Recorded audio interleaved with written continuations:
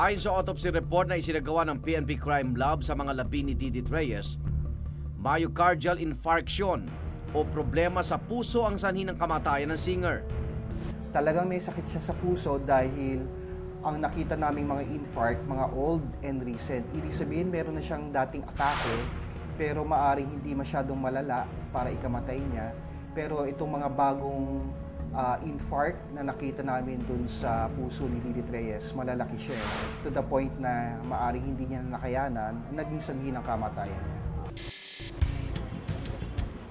Pero ang anak na si RV, iba ang pinaniwala ang sanhi ng pagkamatay ng ina. Unang tingin ko doon sa tawag ito sa kulinaria, medyo hindi nga ganun kabago na. Pero siyempre, yun yung hinanakit ko, bakit may bugbog yung nanay ko?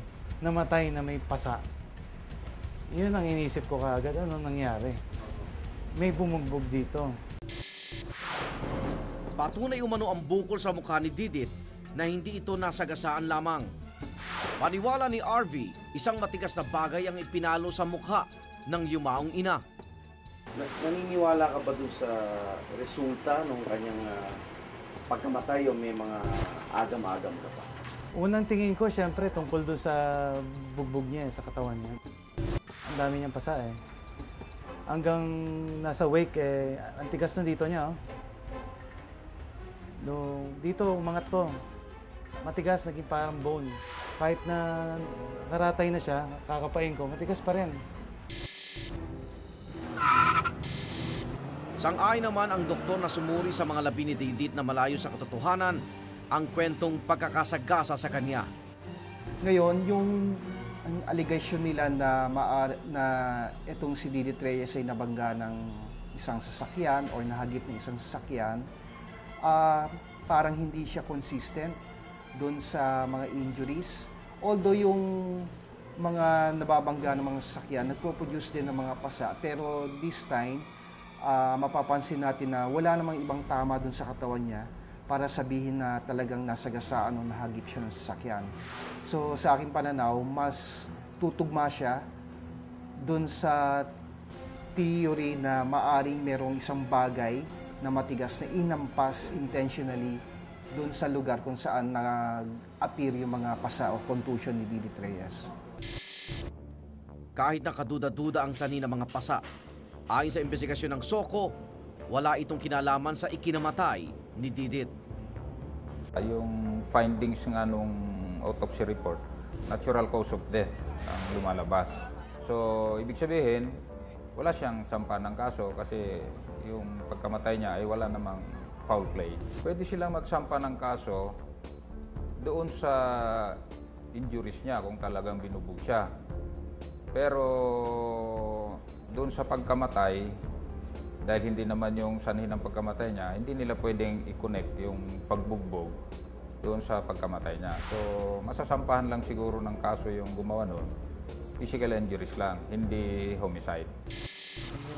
Naniniwala si RV na sa kabila ng naging resulta ng investigasyon, dapat may managot sa nangyari sa ina. Minsan na raw kasing umuwi si Didit na puno ng mga pasa. Matapos bugbugin di umano ng live-in partner nitong si Eulogio Disonglo noong August 2006. To be fair with him, una, mabait naman siya eh, tahimik. Kaya lang, pag nakakainom, nakalalasing, may kabila. Ngayon, nung una wala namang ganyang problema. Lately na lang nung 2004-05, ganyan. Uwi siya ng pasa dito, pasa dito, pasa dito. So may pasa din dito sa banda rito. Maring itinanggi ni Mang Eulogio ang mga paratang ng anak ni Didit. Nagkarelasyon kami 6 years. Kaya lang malimit nga siya mag-iwan. Magmula umaga hanggang haping gabi na yun, naglalasing. So ang ugali nga niya, pag nalalasing, pati mga kapitbahay ko parang inaaway. Para bang siya desperada ko.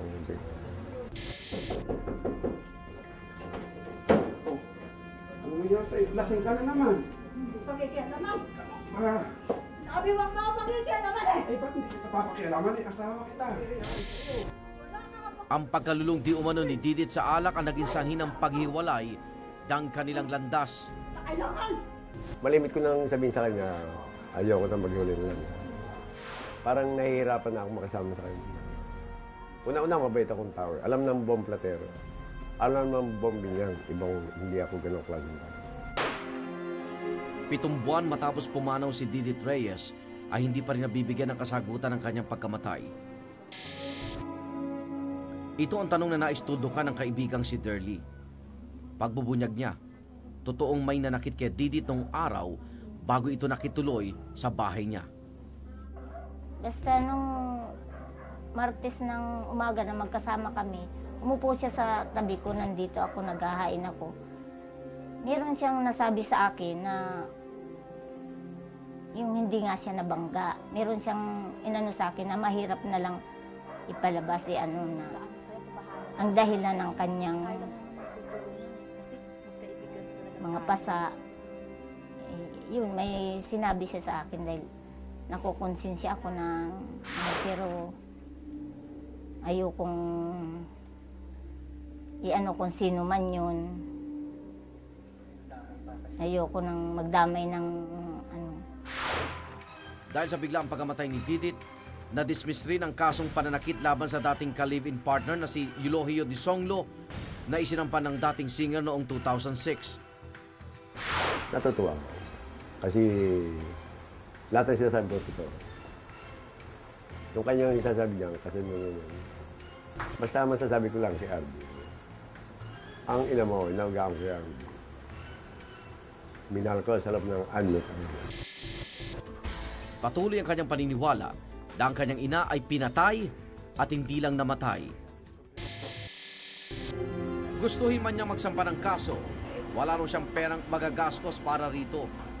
Isang maliit na karinderya na lang ang kanyang kinabubuhay ngayon. Ang buhay ni Didit ay puno ng intriga at kontrobersya. At kahit wala na siya, tila nagpapatuloy pa rin dahil marami pang katanungan ang hindi nasasagot. Sana, kung nasaan man siya ngayon, sana makamtan niya yung katahimikan, kapayapaan, na hindi niya na kuha nung buhay pa siya.